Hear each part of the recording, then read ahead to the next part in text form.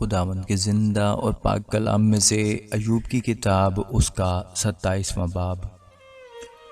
اور ایوب نے پھر اپنی مثل شروع کی اور کہنے لگا، زندہ خدا کی قسم جس نے میرا حق چھین لیا، اور قادر مطلق کی سوگند جس نے میری جان کو دکھ دیا ہے، کیونکہ میری جان مجھ میں اب تک سالم اور خدا کا دم میرے نتنوں میں ہے۔ یقیناً میرے لب ناراستی کی باتیں نہ کہیں گے، نہ میری زبان سے فریب کی بات نکلے گی۔ خدا نہ کرے کہ میں تمہیں راست ٹھہراؤں، میں مرتے دم تک اپنی راستی کو ترک نہ کروں گا۔ میں اپنی صداقت پر قائم ہوں اور اسے نہ چھوڑوں گا۔ جب تک میری زندگی ہے میرا دل مجھے ملامت نہ کرے گا۔ میرا دشمن شریروں کی مانند ہو اور میرے خلاف اٹھنے والا ناراستوں کی مانند، کیونکہ گو بے دین دولت حاصل کر لے تو بھی اس کی امید کیا ہے؟ جب خدا اس کی جان لے لے، کیا خدا اس کی فریاد سنے گا؟ جب مصیبت اس پر آئے، کیا وہ قادر مطلق میں مسرور رہے گا اور ہر وقت خدا سے دعا کرے گا؟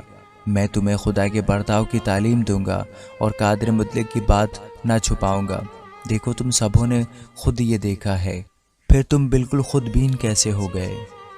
خدا کی طرف سے شریر آدمی کا حصہ اور ظالموں کی میراث جو وہ قادر مطلق کی طرف سے پاتے ہیں یہی ہے۔ اگر اس کے بچے بہت ہو جائیں تو وہ تلوار کے لیے ہیں، اور اس کی اولاد روٹی سے سیر نہ ہوگی۔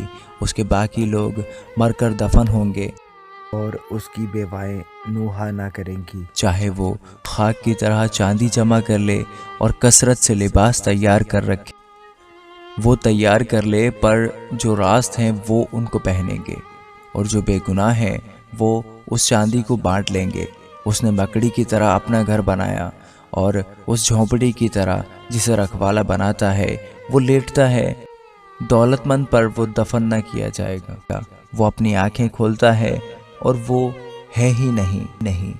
دہشت اسے پانی کی طرح آ لیتی ہے، رات کو طوفان اسے اڑا لے جاتا ہے، مشرقی ہوا اسے اڑا لے جاتی ہے اور وہ جاتا رہتا ہے۔ وہ اسے اس کی جگہ سے اکھاڑ پھینکتی ہے، کیونکہ خدا اس پر برسائے گا اور چھوڑنے کا نہیں۔ وہ اس کے ہاتھ سے نکل بھاگنا چاہے گا۔ لوگ اس پر تالیاں بجائیں گے اور سسکار کر اسے اس کی جگہ سے نکال دیں گے۔ آمین۔